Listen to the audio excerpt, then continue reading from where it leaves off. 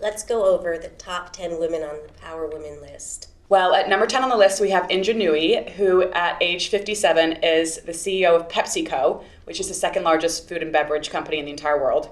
She oversees a company with revenues over $65 billion. She actually started out, she's from Chennai in India.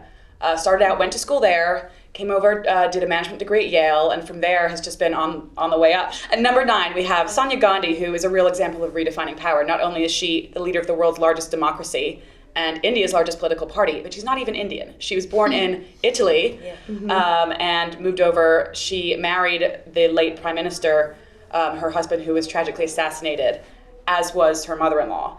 And she felt that it was her duty, she said in an interview a few years ago, to get into politics, not just on their behalf, but to serve the country that is her adopted homeland that she loves. Number 8 is Janet Napolitano. She is the first female Secretary of U.S. Homeland Security, an incredibly complex unit. Talk about power redefined. This is a little more controversial. She has so many complex sort of units under her between counterterrorism, cybersecurity, immigration. And you see that all kind of come together recently between the Boston bombings, where you have counterterrorism efforts on one side, there's also an immigration issue.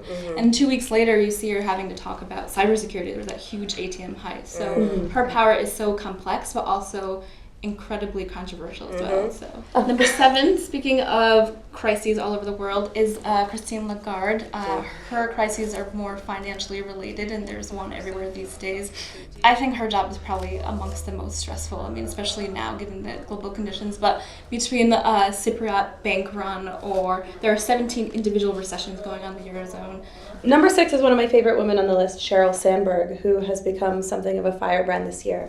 She published Lean In March, although we were talking about it much earlier, and it's really become the new feminist text, sort of redefining the rules on demanding a seat at the table for women and work-life balance. But it's interesting, given her circumstances as one of the highest earning millionaire COOs in the country, it sort of seems to come from this dream world. Nevertheless, it's definitely dominated the conversation.